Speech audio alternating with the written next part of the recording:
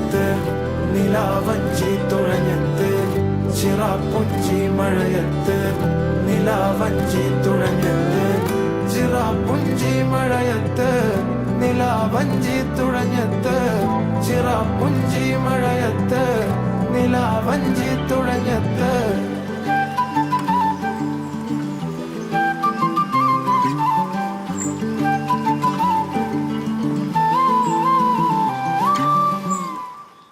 യുവ entertainment channel chat with സെലിബ്രിറ്റിയിൽ ഇന്ന് നമ്മളോടൊപ്പം ഉള്ളത് രണ്ട് യുവ കലാകാരന്മാരാണ്, നിഹാൽ സാദിഖ് ആൻഡ് മുത്തു. നമസ്കാരം. ആദ്യം തന്നെ നമ്മളിപ്പോൾ ഓണവിശേഷമാണ്. ഏറ്റവും കൂടുതൽ നിങ്ങളുടെ പുതിയ റിലീസ് ചെയ്യാൻ പോകുന്ന ഈ 29th റിലീസ് ചെയ്യാൻ പോകുന്ന മേനെ പ്യാർ കിയ, അതിൻ്റെ വിശേഷങ്ങളിലേക്ക് തന്നെ നമുക്ക് ഫസ്റ്റ് പോകാം. എങ്ങനെയാണ് നമ്മൾ മേനെ പ്യാർ കിയയിലേക്ക് വന്നത്? ഞാൻ മേനെ പ്യാർ കിയയിൽ എത്തുന്നത് ഇലക്ട്രോണിക്കലിയാണ് എന്നെ വിളിക്കുന്നത്. ഒരു കുറേ കോമഡി കഥകളൊക്കെ ഉണ്ട് ഞാനിതിലോട്ട് എത്തുന്നത്. ഞാൻ കുറേ കാലം മുമ്പ് ആസക്കൂടെ എന്ന് പറഞ്ഞിട്ട് പ്രീതി മുകുന്ദൻ്റെ ഒരു പാട്ട് റിലീസായിരുന്നു. ആ സമയത്ത് പ്രീതി മുകുന്ദൻ്റെ പേജ് ഇങ്ങനെ നോക്കിക്കൊണ്ടിരുന്നപ്പോൾ ഒരു മലയാള സിനിമയുടെ പോസ്റ്ററുണ്ട് അതിൻ്റെ അകത്ത്, മേനെ പ്യാർ കിയ എന്നൊക്കെ എഴുതി, ഫൈസൽ ഫസലുദ്ദീൻ സജ്ജു ഉണ്ണിത്താനൊക്കെ എഴുതിയൊരു സാധനം. അപ്പോൾ അന്ന് ഞാൻ ഈ സിനിമയിലോട്ട് എത്തുന്നതേ ഉള്ളൂ, മലയാള സിനിമയിലോട്ട് എത്തുന്നതേ ഉള്ളൂ. കാസ്റ്റിംഗ് ഒക്കെ കഴിഞ്ഞിട്ടാണ് നമ്മൾ അതിലേക്ക് ഞാൻ ലിറിക്സിലേക്ക് എത്തുന്നതേ ഉള്ളൂ. അപ്പോൾ ഞാനിങ്ങനെ സിനിമകളിൽ പാട്ട് ചെയ്യണമെന്നൊക്കെ ഉള്ള ഒരു ഇതിൽ നിൽക്കുന്ന സമയത്താണ് ഇത് കാണുന്നത്. അപ്പോൾ ഞാൻ ആലോചിച്ചു, ഈ പടത്തിലൊക്കെ ആരാണോ പാട്ടൊക്കെ എഴുതുന്നത്, ആരായിരിക്കും എഴുതുന്നത്, നമുക്ക് കിട്ടുമോ എന്നൊക്കെ ഇങ്ങനെ ആലോചിച്ചിരിക്കുക. അപ്പോൾ മ്യൂസിക് ഡയറക്ടറെ പറ്റിയൊന്നും നോക്കിയില്ല, അന്ന് അധികം ആൾക്കാരൊന്നും അറിയില്ല. അങ്ങനെ ഇരിക്കെ ഈ ഇടയ്ക്ക് ഇലക്ട്രോണിക്കലി വിളിച്ചു. ഞങ്ങൾ വേറൊരു പടത്തിൻ്റെ വർക്ക് ചെയ്തുകൊണ്ടിരിക്കുമായിരുന്നു. പറഞ്ഞ് പുതിയൊരു വർക്ക് വന്നിട്ടുണ്ട്, ഒരു പടം വന്നിട്ടുണ്ട്. അപ്പോൾ പടം നോക്കിയപ്പോൾ മേനെ പ്യാർ കിയാണ്. അപ്പോൾ എനിക്ക് ഭയങ്കര പഴയ ഞാൻ അന്ന് ഈ പോസ്റ്റർ കണ്ടിട്ട് മനസ്സിൽ ആലോചിച്ച് എനിക്ക് ഓർമ്മ വന്നു. അങ്ങനെയാണ് മേനെ പ്യാർ കിയിലോട്ട് എത്തുന്നത്. നിഹാൽ എങ്ങനെയായിരുന്നു എൻട്രി വന്നത്? സോ എന്നിലേക്ക് മുത്തുവാന്ന് വിളിക്കും. നമ്മളിതിന് മുന്നേ ഒരു പാട്ട് ഒന്നിച്ച് ചെയ്തിട്ടുണ്ട്, ആടെ അഴകിയെന്ന് പറഞ്ഞിട്ട്. നമ്മൾ എനിക്ക് തോന്നുന്നു നമ്മൾ ഏറ്റവും കണ്ടന്റ് ഉണ്ടായില്ല. ഇല്ല, ഫസ്റ്റ് ടൈം കാണുന്നത് ഈ മേനെ പ്യാർ കിയയുടെ റെക്കോർഡിംഗ് സെഷനിലാണ്. ഒരു രാത്രി വിളിച്ചൊരു പാട്ടുണ്ട്, എന്താ ശരിക്കും പറഞ്ഞാൽ എനിക്ക് തോന്നുന്നു മേനെ പ്യാർ കിയയിലെ ഇപ്പോൾ 2 സോങ്ങാണ് അവർ ഓൾറെഡി റിലീസ് ചെയ്തിട്ടുള്ളൂ അല്ലേ? അപ്പോൾ അതിൽ എനിക്ക് തോന്നുന്നു ഇപ്പം തന്നെ നല്ലൊരു റീച്ച് വന്ന പാട്ടാണ് അല്ലേ? അതിൻ്റെ ഒരു 2 ലൈൻസിൽ നമുക്ക് തുടങ്ങിയിട്ട് അങ്ങ് പോയാലോ? മനോഹരി അന്തർമുഖി നീലോലമായികെ നിഹാരമി നിലാവനി സോലോല ചന്ദ്രികെ മനോരമೆ ಲೋಚನೆ ನಿ ಮೋಹಗಾಯಿಗೆ ಹಿರಣ್ಮಯ ನುರಾಗಮೆ प्रेम बाजने. मैंने प्यार किया मैं तो मर गया, मुझको क्या हुआ मजनू बन गया. मैंने प्यार किया मैं तो मर गया, मुझको क्या हुआ मजनू बन गया. Okay, super. ആക്ച്വലി ഈ നമുക്ക് മേനെ പ്യാർ കിയ എന്ന് പറയുമ്പോൾ പണ്ട് നമ്മുടെ ദിലീപേട്ടനൊക്കെ ചെയ്ത ഒരു പാട്ടാണ് ഫസ്റ്റ് മനസ്സിലേക്ക് വരുന്നത്. ഇപ്പോൾ ആ ഒരു ഇതങ്ങ് മാറ്റിയെടുത്തല്ലേ, ആ ഒരു ക്രെഡിറ്റ് നിങ്ങൾക്കാണ് കിട്ടുന്നത്.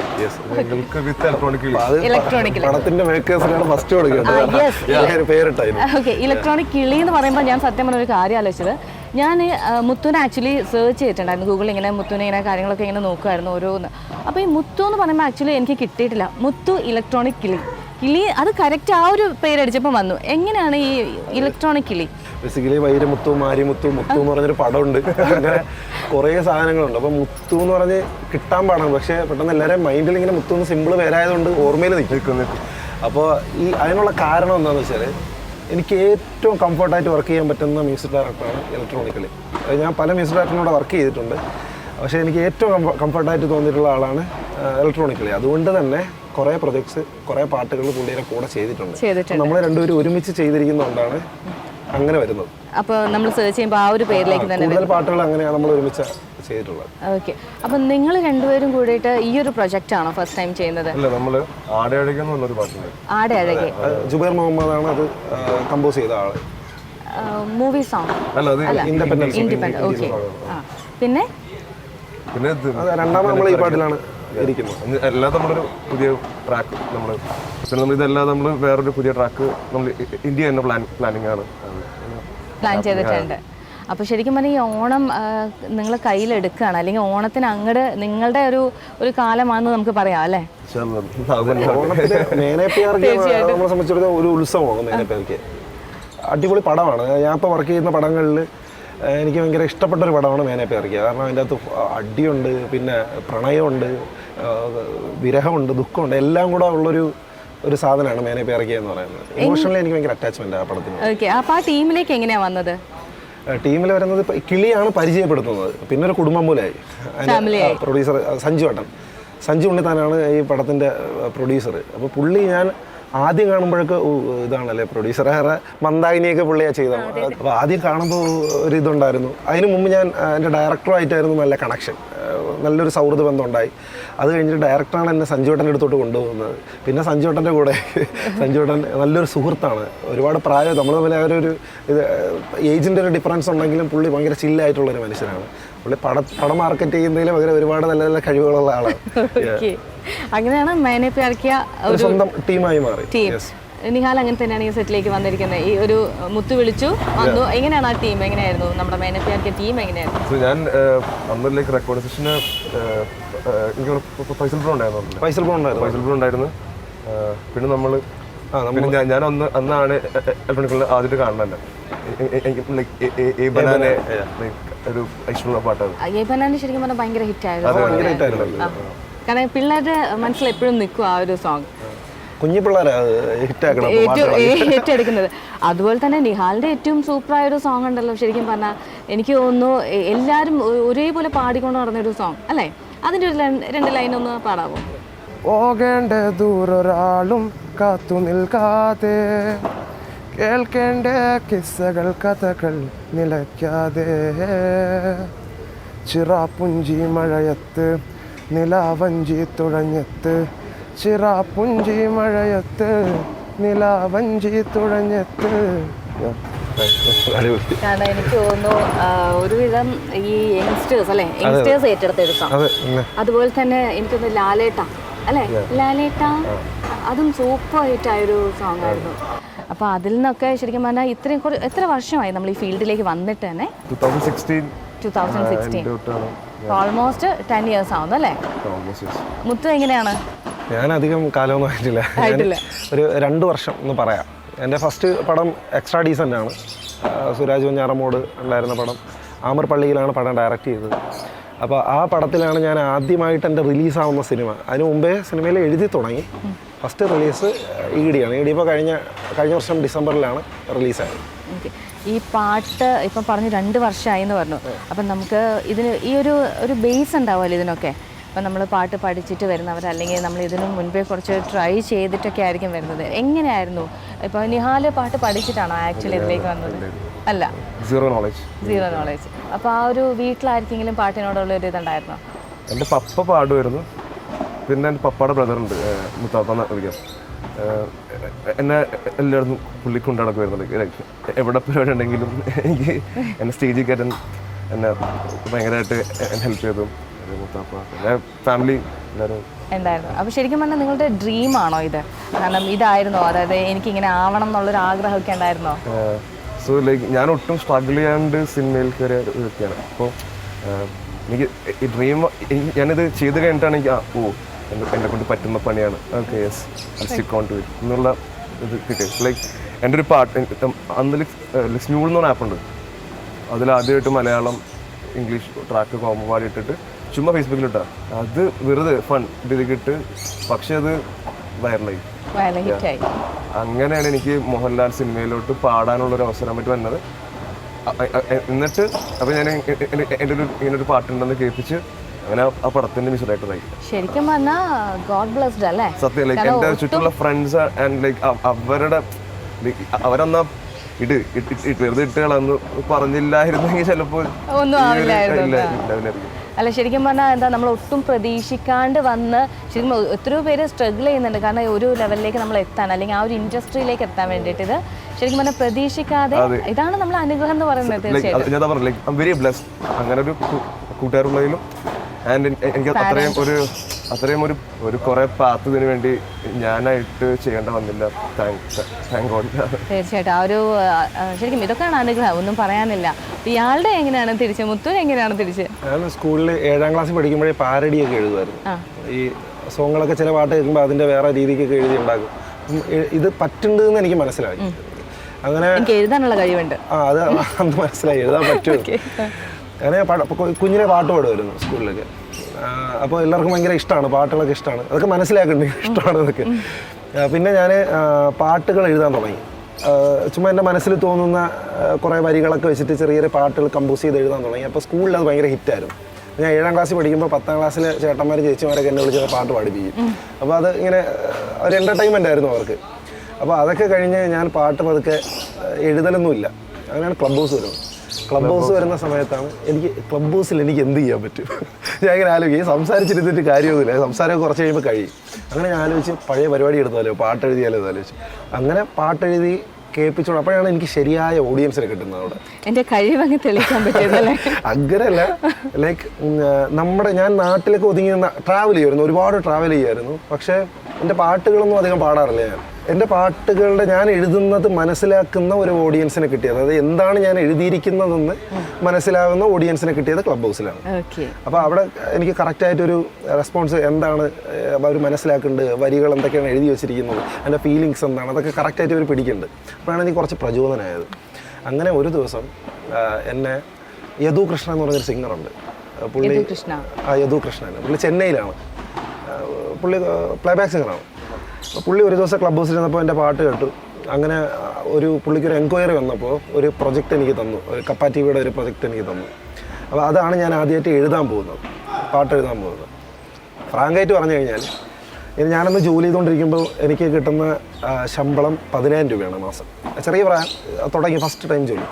ഞാൻ അവിടെ പോയി എഴുതി കഴിഞ്ഞപ്പോൾ എനിക്ക് തന്നത് 10,000 രൂപയാണ്. അപ്പോൾ അന്ന് ഫസ്റ്റ് എടുത്ത പേര്. അപ്പോൾ ഞാൻ അയച്ചു, ഒരു മാസം ഞാൻ വർക്ക് ചെയ്യുന്ന ഇത് എൻ്റെ ഈ വരിക്ക് എനിക്ക് കിട്ടുന്നുണ്ട്.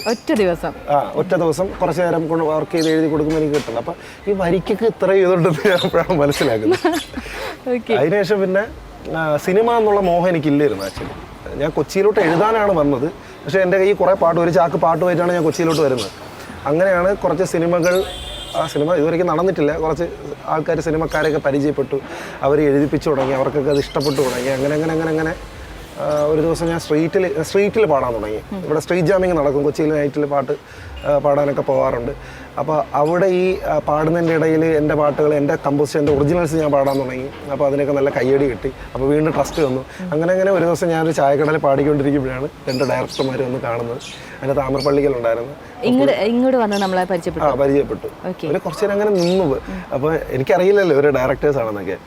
അപ്പോൾ അതിന് മുമ്പ് ഞാൻ ഹാലെന്ന് പറഞ്ഞ പടത്തിൽ വർക്ക് ചെയ്ത് തുടങ്ങിയായിരുന്നു. അത് നന്ദഗോപനെ ഞാൻ ക്ലബ് ഹൗസിൽ നിന്ന് പരിചയപ്പെട്ടത്. അപ്പോൾ പുള്ളി അങ്ങനെ വിളിച്ചതാണ്.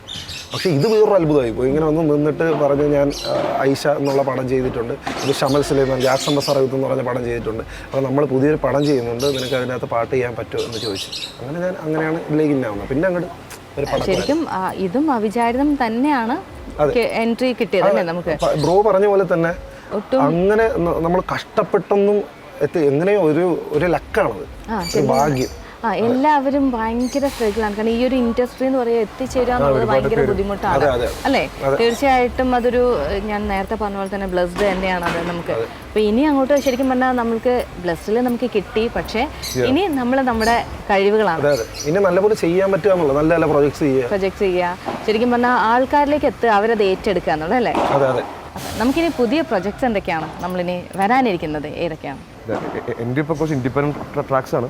പിന്നെ തെലുഗു മൂവി കഴിഞ്ഞ് ഓൾമോസ്റ്റ് തീർന്നിരിക്കുകയാണ്. പിന്നെ മലയാളം ടൈറ്റിൽ അവർ ആയിട്ടില്ല. അപ്പോൾ അതിൻ്റെ വർക്ക് സ്റ്റാർട്ട് ചെയ്യണം. ഞാനിപ്പോൾ കുറച്ച് ഇൻഡിപെൻഡൻറ്റ് സോങ്സിലോട്ട് കുറച്ച് ഫോക്കസ് ചെയ്തിരിക്കുന്നത്. എനിക്ക് പടങ്ങളുണ്ട് ഇറങ്ങാൻ. ഇപ്പോൾ നെക്സ്റ്റ് ഇപ്പോൾ റീസെൻ്റ്ലി റിലീസായ തലവരയാണ്. തലവര ഇപ്പോൾ കുറച്ച് ദിവസം മുമ്പ് റിലീസായി. ഇനി ഉള്ളത് മേനെ പേരയ്ക്ക, ഒബിയസ്ലി മേനെ പേരയ്ക്ക ഉണ്ട്, അതാണ് അടുത്ത പരിപാടി. അപ്പോൾ അത് കഴിഞ്ഞിട്ട് പിന്നെ ഹാലുണ്ട്. ഹാൽ സെപ്റ്റംബറിൽ 12-ാം തീയതിയാണ് റിലീസ്. ഹാൽ പാടിയിട്ടുണ്ട്. പിന്നെ കുറെ പടങ്ങളുണ്ട്. ഓണം മുത്തുവിന്റെ കയ്യിലാണെന്ന് പറയാം അല്ലേ? ഓണം എല്ലാവരുടെയും കയ്യിലാണ്. അങ്ങനെയല്ല, നമുക്കിപ്പോൾ റിലീസ് ചെയ്യാൻ പോകുന്നത് നമുക്ക് ഇത്രയും മൂവീസ് ഉണ്ട്. ഇപ്പോൾ ഓൾറെഡി റിലീസ് ചെയ്തിരിക്കുന്ന ഒരു മൂവിയുണ്ട്. അപ്പോൾ അതിൻ്റെ എങ്ങനെയാണ് വിശേഷങ്ങൾ? അതിലെനിക്ക് തോന്നുന്നു അർജുൻ അശോകാണ് ആക്ട് ചെയ്തിരിക്കുന്നത് അല്ലേ? അതിൻ്റെ ഒരു ഫീഡ്ബാക്ക് ഒക്കെ നല്ല റിവ്യൂ ഉണ്ട്, നല്ല പടമാണ്. അതിന്റെ ഒരു ഫീഡ്ബാക്ക് എങ്ങനെയാണ്? നമ്മുടെ പാട്ടിന് കിട്ടിയ ഒരു ഇതെങ്ങനെയുണ്ടായിരുന്നു? പാട്ട് നല്ലപോലെ പോകുന്നുണ്ട്. അത് ഇലക്കൊഴിയിലെ അത് ഞാനും ഇലക്ട്രോണിക്കലിയാണ് അതിൻ്റെ അകത്ത് മ്യൂസിക് ചെയ്തിരിക്കുന്നത്. അപ്പോൾ റാക്ക് പാടിയത് ശരിക്കും ഇലക്ട്രോണിക്കലി എന്ന് പറയുമ്പോൾ നമുക്ക് ഭയങ്കര വെറൈറ്റി ഫീൽ ചെയ്യുന്നല്ലേ? ഇലക്ട്രോണിക്കലി. ഓക്കെ, രണ്ടുപേരും കൂടിയിട്ടാണ് ഇപ്പൊ ആ ഒരു ടീമിലേക്ക് വന്നത് എങ്ങനെയാ? ഇലക്ട്രോണിക് കിളിയുടെ അടുത്ത് ഞാൻ ഇഡിയിലാണ് വർക്ക് ചെയ്യുന്നത് ഫസ്റ്റ്. അതിന് മച്ചിമേലെ എന്ന് പറഞ്ഞൊരു പാട്ടുണ്ട്. ആ പാട്ട് കിളിയും ഞാനും കൂടെ ചെയ്തത്. അപ്പോൾ അതിലാണ് കിളിയായിട്ട് സൗഹൃദം ഉണ്ടാകുന്നത്. അതിനുശേഷം പിന്നെ ഞങ്ങൾ നല്ല ഒരു കംഫർട്ട് സോണിലോട്ട് എത്തി. അദ്ദേഹത്തിന്റെ പേര് കറക്റ്റ് എന്താണ്? പേര് ക്ഷമിക്കണം, കിളി പേര് സ്റ്റെഫിൻ. ഈ ഇലക്ട്രോണിക്കലി എന്ന് മാത്രമേ കേൾക്കുന്നുള്ളൂ. ആളെ ആക്ച്വലി നിങ്ങൾ എന്താ വിളിക്കുന്നത്? ഞാൻ കിളിന്ന് വിളിക്കും, അളിയാന്ന് വിളിക്കും.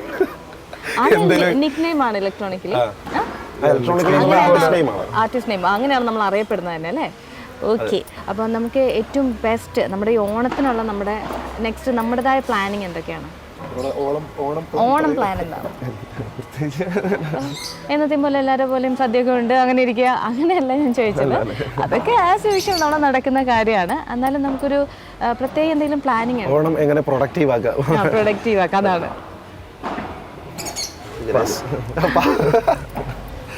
എനിക്ക് വടംവലിക്ക് പോകണമെന്നുണ്ട്. പിന്നെ നല്ലൊരു സദ്യ കഴിക്കണം.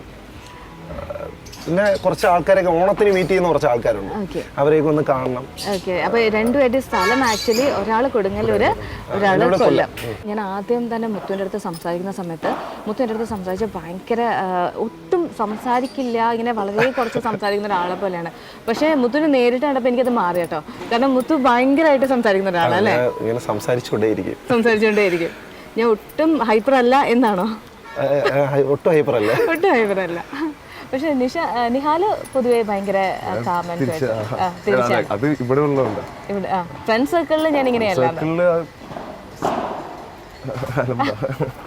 ഓക്കെ, നിങ്ങൾ തമ്മിലുള്ള ഒരു കോംബോ എങ്ങനെയാണ്?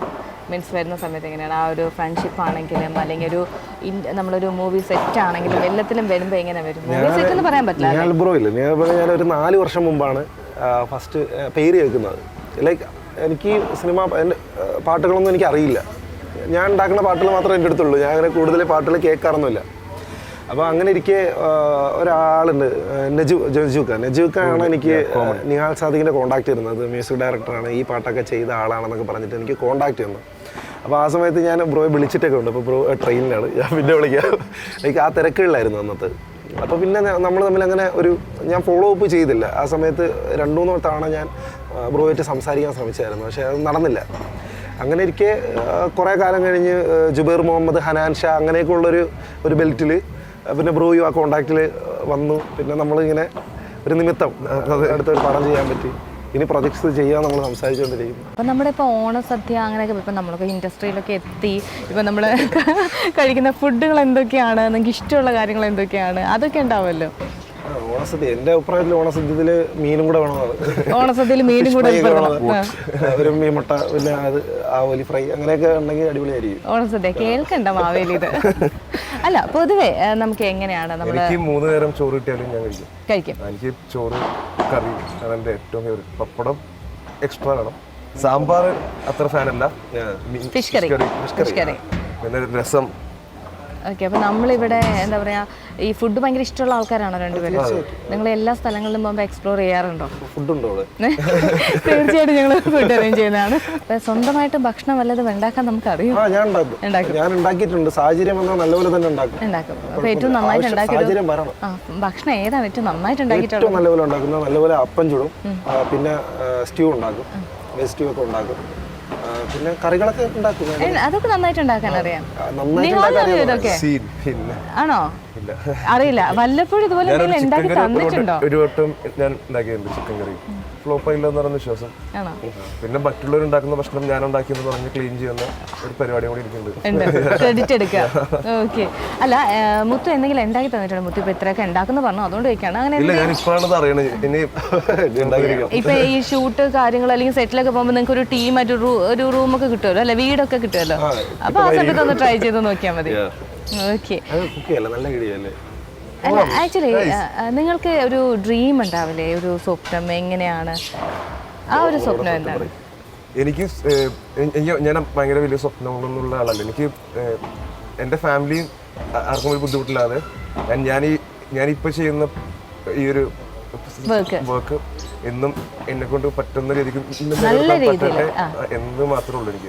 അതായത് മറ്റുള്ളവർ ഇഷ്ടപ്പെടുന്ന രീതിയിൽ അല്ലെ. എപ്പോഴും നിഹാൽ എന്ന് പറയുമ്പോൾ അറിയപ്പെടണം, ഒരു സിഗ്നേച്ചർ വേണം അല്ലേ? തീർച്ചയായിട്ടും. എൻ്റെ ഏറ്റവും വലിയ ആഗ്രഹം വെച്ച് കഴിഞ്ഞാൽ സാറ്റിസ്ഫൈഡ് ആയി മരിക്കണം എന്നുള്ളതാണ്. ഒരു പോയിന്റിൽ ഞാൻ പാട്ടിൽ ജീവിക്കുമെന്ന് തീരുമാനം എടുത്തു. അപ്പോൾ അതിൽ തന്നെ മൂവ് ചെയ്ത് പോകുന്നു. ഇനി നല്ലപോലെ ലൈഫ് മുന്നോട്ട് കൊണ്ടുപോകണം, നല്ല സാറ്റിസ്ഫൈഡ് ആയി മരിക്കണം. ഇപ്പൊ രണ്ടുപേരും മാരീഡ് അല്ലല്ലോ അല്ലേ? പെട്ടെന്ന് അങ്ങനെ പ്ലാനിങ് കാര്യങ്ങളുണ്ടോ? ഇല്ല. എന്താന്ന് വെച്ചാൽ ഇനിയിപ്പോ പ്രേക്ഷകരൊക്കെ വരുന്ന സമയത്ത് ഇങ്ങനെ നോട്ട് ചെയ്യല്ലോ, ഓക്കെ കല്യാണം കഴിച്ചിട്ടില്ല, അപ്പൊ ആരാധകർ ഇഷ്ടം പോലെ വരും അല്ലേ? ഓ അറിഞ്ഞിട്ട് എനിക്ക് കല്യാണപ്രായം ആയിട്ടില്ല എന്നാണോ പറയുന്നത്? ആയിട്ടില്ല. ഇപ്പൊ എനിക്ക് താല്പര്യമില്ല, ഞാൻ കുറച്ചും കൂടെ ഫ്രീ ആയിട്ട് നടക്കട്ടെ എന്നല്ലേ? ഞാൻ വർക്ക് ചെയ്യുന്ന പ്രൊജക്ട്സ് ഒക്കെ നല്ല രീതിക്ക് നടക്കണം എന്നുള്ള അതിയായ ആഗ്രഹം. പിന്നെ നല്ല ആർട്ടിസ്റ്റുകൾ നിഹാൽപുറയുടെ കൂടെ, അതുപോലെ നല്ല ആർട്ടിസ്റ്റുകളുടെ കൂടെ വർക്ക് ചെയ്യണം. നല്ല ടീം നമുക്ക് കിട്ടണം. നല്ല ടീം കിട്ടണം. ഓക്കെ. ഇപ്പൊ ഈ മേനെ പ്യാർ കിയിൽ നമ്മൾ എത്ര സോങ് ചെയ്തിട്ടുണ്ട്? 6 പാട്ട്. ആക്ച്വലി മേനെ പ്യാർ കിയിൽ മൊത്തം പാട്ട് ചെയ്തിരിക്കുന്നതാണ്. അപ്പൊ ഇപ്പൊ 2 എണ്ണം മാത്രമാണ് നമ്മൾ കേട്ടിട്ടുള്ളൂ. വലിയ ആർട്ടിസ്റ്റുകളാണ്. ഇപ്പം ലാസ്റ്റ് ഇറങ്ങിയ സോങ് ജൂൺ പോയ ജൂലൈ എന്ന് പറഞ്ഞൊരു പാട്ടുണ്ട്. അത് പാടിയത് ആന്റണി ദാസനാണ്. അത് നല്ല പാട്ടത്. ഓരോ പ്രൊജക്റ്റും ഓരോ രീതിയാണ്. അപ്പോൾ അതിന് ആപ്റ്റായിട്ടുള്ള ഒരു ലിറിസിസ്റ്റിനെ ആയിരിക്കും അവർ വിളിക്കുന്നത്. അപ്പോൾ എൻ്റെ വരികൾ അതിൽ വെക്കാൻ പറ്റും എന്നവർക്ക് തോന്നുകയാണെങ്കിൽ എന്നെ വിളിക്കും. അതിലുപരി ഞാൻ പറയുന്നത് ഈ വർക്കിൻ്റെ ഇതിൽ മാറ്റി വെച്ച് കഴിഞ്ഞാൽ നല്ലൊരു സൗഹൃദ ബന്ധമാണ് അവിടെ ഉണ്ടായത്. അപ്പോൾ നമ്മളിപ്പോൾ കുറച്ച് നേരം നമ്മുടെ ഈ ഓണം വിശേഷങ്ങളും കാര്യങ്ങളിലേക്ക് മാത്രം പോയി നമുക്കൊരു 2 ലൈൻസ് പാട്ടിലേക്കും കൂടി ഒന്ന് പോയാലോ? നിഹാൽ ഇതിൻ്റെ റീസൺ ഹിന്ദി സോങ് ആണ്. ഞാൻ ചുബേറാണ് ചെയ്തേക്കണത്. വലിയ ചെയ്തേക്കുന്നത് ദിനുമോഹനാണ്, നമ്മുടെ ഫ്രണ്ട് തന്നെയാണ്. ഒരുപാട് പടങ്ങൾക്ക് പാട്ടിന്റെ പേര് അഹങ്കാരി എന്നാണ്. അഹങ്കാരി കേൾക്കുമ്പോൾ അതിനെങ്ങനെ ഒരു ക്യൂട്ടാക്കാം ആ ഒരു വാക്ക്, അതാണ് നമ്മൾ ഉദ്ദേശിച്ചത്. ഓക്കെ. മീൻസ് ആ ഒരു പേരെന്ന് പറയുമ്പോൾ തന്നെ നമ്മൾ ഭയങ്കര അഹങ്കാരമായിട്ടാണ് കാണുന്നത്, പക്ഷെ അത് ഭയങ്കര ക്യൂട്ടായിട്ട് നമ്മൾ ചെയ്തിട്ടുണ്ട്. കണ്ട പാടെ കടല് കണ്ടത് പോലെ അഴകും ആഴവും അളവറിയാതെ അഹങ്കാരിയേ ആരാധികേ ആരിലും നീയെ വിലോലെ കാണുവാൻ തോന്നുന്ന പോലെ അലങ്കാരിയേ ആരാധികേ കണ്ണിൽ കാണും കണ്ടാലും തീരാത്ത കടലെ കണ്ടില്ലാരും എന്നാലും ഞാൻ കണ്ടു നിറയെ. നമ്മൾ 2 ദിവസം കൊണ്ടു ഈ പാട്ട്. ആണോ? നല്ല സ്റ്റൈലായിട്ടുണ്ട്. ഇതിലിപ്പോ നമുക്ക് അഹങ്കാരം ഒന്നും കാണാൻ പറ്റില്ല അല്ലേ? തീർച്ചയായിട്ടും ക്യൂട്ടായിട്ട് കൊണ്ടുവന്നിട്ടുണ്ട്. ഓക്കെ. അപ്പൊ ഇവിടെ ഒരു അഹങ്കാരം ഒന്നും ഇല്ലാത്തൊരു പാട്ട് ഞാൻ ആഭ്യന്തര കുറ്റവാളിയിൽ ഒരു പാട്ട് പാടിയിട്ടുണ്ട്. അത് പാടാം. പറഞ്ഞ പോലെ ആക്ച്വലി പാട്ട് പാടും, പാട്ട് എഴുതും, പിന്നെ എന്തൊക്കെ കഴിവുകളുണ്ട് കണ്ടുപിടിക്കണം.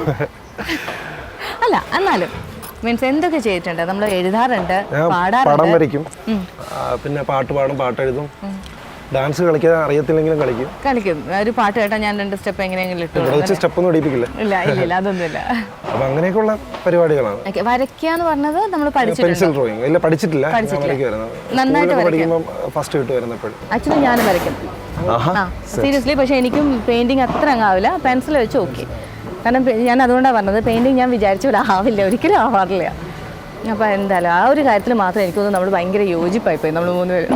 അപ്പോൾ ഒരു പാട്ടിലേക്കും കൂടി ഇപ്പോൾ അലങ്കോലമാല പല കോലലീല ഒരു താലിമാല ചിരകാലവേല ഓ പുരുഷലോകം പരമരോഗം ചരമരാഗം പെൺകനകലോകം ഉയിരു നീക്കും നാഗനാക്കും മകളെ മാതേ ഈ വഴിവിട് വഴിവിട് ഈ വഴിവിട് പിടിവിട് വഴിവിട് മങ്കേ ഈ വഴിവിട് വഴിവിട് ഈ വഴിവിട് പിടിവിട് കടുത്തലങ്കോലമാല പല കോലലീല ഒരു താലിമാല ചിരകാലവേല മൊത്തത്തെ വള്ളിക്കെട്ട് തുന്നിക്കെട്ട് മൊത്തത്തെ വള്ളിക്കെട്ട് തുന്നിക്കെട്ട് മൊത്തത്തെ വള്ളിക്കെട്ട് തുന്നിക്കെട്ട് തുന്നിക്കെട്ട് മൊത്തത്തെ വള്ളിക്കെട്ട് തുന്നിക്കെട്ട്. എല്ലാ വള്ളിക്കെട്ടും തുന്നിക്കെട്ടും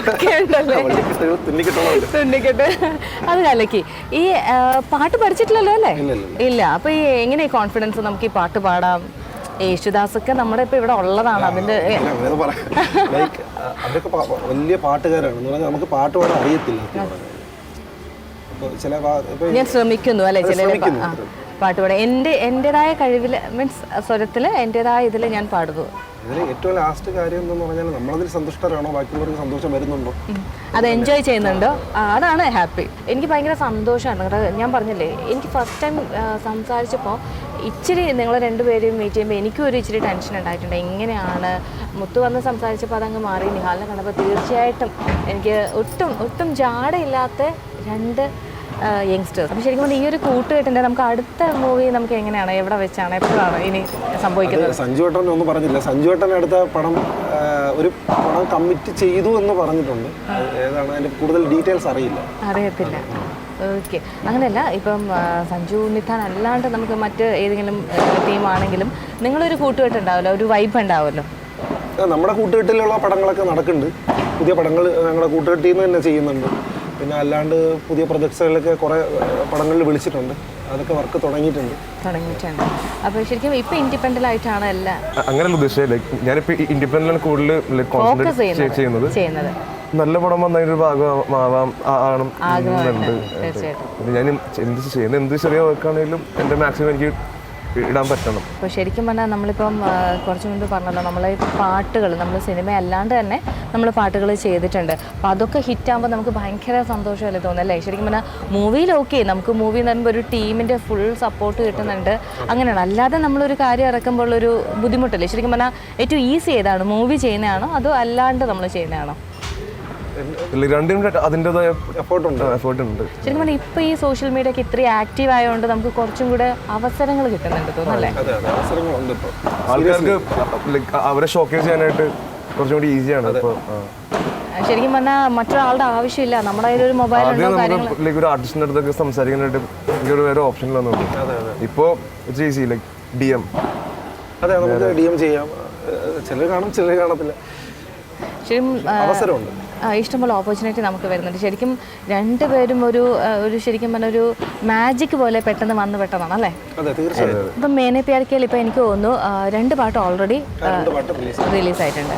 അപ്പോൾ ആ ഒരു പാട്ട് എങ്ങനെയാണ് ഇപ്പം ലാസ്റ്റ് വന്ന പാട്ട്? ആ പാട്ട് ആന്റണി ദാസനാണ് പാടിയത്. നല്ല ഞാൻ റെക്കോർഡിങ്ങിന് പോയിരുന്നു. പുള്ളിയുടെ അടിപൊളി നല്ല എക്സ്പീരിയൻസ് ആയിരുന്നു ആ പാട്ട്. Okay, 2 line. ഈ പാട്ട് പാടുമ്പോൾ ഈ പാട്ട് തുടങ്ങുന്നത് ആദ്യം ഷേ എന്ന് പറഞ്ഞിട്ടാണ്.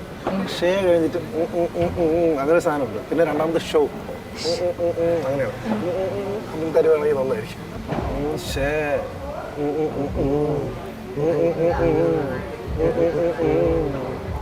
ഷോ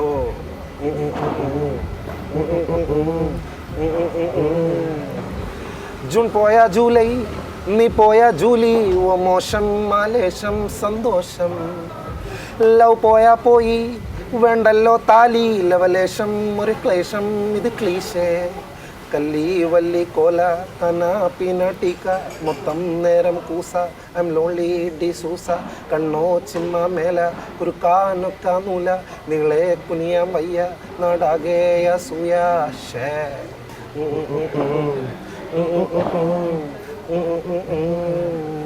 ഷോ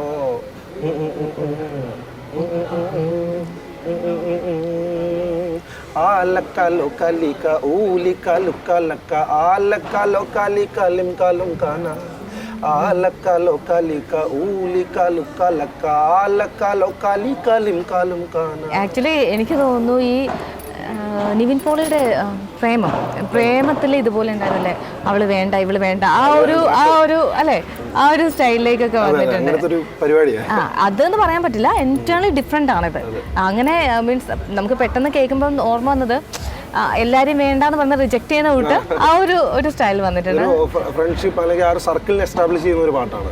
ഓക്കെ, ഇതിൽ ഈ മൂവിയിൽ ഫ്രണ്ട്ഷിപ്പ് അങ്ങനെ വരുന്നതാണ്, ലവ് അങ്ങനെ എല്ലാം കൂടി വരുന്ന ഒരു പാട്ടാണ്. എല്ലാം കിളിമയം. സ്റ്റെഫിന്റെ ഒരു മാജിക് തന്നെ നമുക്ക് ഈ ഇതിൽ കാണാം അല്ലേ? അതെ അതെ, പുള്ളി ഭയങ്കരമായ ഒരു മ്യൂസിഷ്യനാണ്. അത് ഇലകുഴിയിലൊക്കെ എന്തോരം ഇമോഷണൽ നല്ല ട്രാക്കല്ലേ. ലൈക്ക് എല്ലാ രീതിയിലും പുള്ളി ഏബനാനെ ആദ്യം വന്നു, ചില്ല് സാധനമായിരുന്നു. കാരണം ഫ്ലിപ്പ് സോങ് എന്ന് പറഞ്ഞ മരണവാസിലൊരു പാട്ട് വന്നു, അതും അടിപൊളിയായിരുന്നു. പിന്നീടാണ് ഈ തലവരയിലെ ഒരു കണ്ട് പൂച്ചണ്ടെന്ന് പറഞ്ഞിട്ടൊരു പാട്ട് വന്നായിരുന്നു, അതും ചില്ലാണ്. പിന്നീടാണ് ഇലകുഴിയെ വരുന്നത്. ഇലക്കുഴിയെ എത്തുമ്പോൾ ഈ 3 പാട്ടുകളിൽ നിന്നും ആ ചിൽ മൂടി അങ്ങോട്ട് മാറിയിട്ട് പ്രേമത്തിന്റെ എന്റെ പേഴ്സണൽ ഫേവറേറ്റ് ആണ്. അപ്പോൾ പ്രേമത്തിന്റെ ഒരു ഡെപ്ത് ഉള്ള ഒരു പാട്ടാണ്. ആ പാട്ട് ആരെങ്കിലും ഒന്ന് പാടുമോ അങ്ങനെയാണെങ്കിൽ? അത് ട്രൈ ചെയ്യാം. ഓക്കെ, ഒന്ന് ശ്രമിക്കാം. മായാത്ത ദൂരത്തായി ഭൂവിത്തായി നീ, തീരാത്ത രൂപത്താലെ സൂറത്തായി നീ, ഇതിലെ ഇലക്കുഴിയേ തണലായരികെ അണയും, ഇടവഴിയേ ഋതുവായി നദി പോലൊഴുകും, മെഴിയരികെ മഴയായഴലും മഴിയും, പ്രണയവുമേ പ്രിയമായ കഥാരുലയും.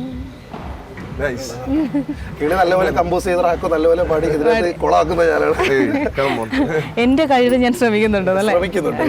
ഓക്കെ, നിങ്ങൾക്ക് ഇഷ്ടപ്പെട്ട പാട്ട് ഏതാണ്? അതായത് ഇപ്പം നിങ്ങളൊരു മ്യൂസിക് ഫീൽഡാണ് നിങ്ങളുടെ രണ്ടുപേരും. എനിക്ക് എൻ്റെ ഏത് മോഡിലും എനിക്ക് കേൾക്കാൻ പറ്റുന്നൊരു ഇഷ്ടമുള്ളൊരു പാട്ട് വെച്ചാൽ തെൻപാണ്ടി ചീമയിലാണ്. എനിക്കത് എൻ്റെ പേഴ്സണൽ ഫേവറേറ്റ് സോങ് ആണ്. അതിൽ എപ്പോഴും ഏത് സമയത്ത് നമുക്ക് ടെൻഷൻ വന്നാലും അങ്ങനെയല്ല, എനിക്ക് ഏത് മൂഡിലും കേൾക്കാൻ പറ്റിയ പാട്ട് ഇഷ്ടമുള്ള സോങ് ആണ്. എങ്ങനെയാണ് മുത്തുവിന് എങ്ങനെയാണ്? എൻ്റെ ഇഷ്ടപ്പെട്ട ഞാനങ്ങനെ പൊതുവെ പാട്ടുകൾ കേൾക്കാറില്ല, പക്ഷേ കേൾക്കും, ചില സാഹചര്യത്തിൽ കേൾക്കും. അതിങ്ങനെ കേട്ട് പോകും, പക്ഷെ ഒന്നിനും ശ്രദ്ധിക്കാറില്ല പാട്ടുകൾ. അങ്ങനെ ഞാനൊരു പാട്ട് ശ്രദ്ധിച്ചിട്ടുണ്ടെങ്കിൽ അത് തിനാരിവൻ എന്ന് പറഞ്ഞൊരു ബാൻഡുണ്ട് തിനാരിവൻ.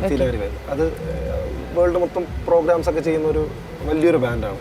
അപ്പോൾ അവരുടെ സസ്താനാക്കാം എന്ന് പറഞ്ഞൊരു പാട്ടുണ്ട്. അതിൻ്റെ അർത്ഥം ഒന്നും എനിക്കറിയില്ല. ലൈക്ക് ആ പാട്ട് എനിക്ക് ലിറിക്സ് പോലും അറിയത്തില്ല. ലിറിക്സ് വേറെ ഭാഷയായതുകൊണ്ട് പഠിക്കാൻ ബുദ്ധിമുട്ടാണ്.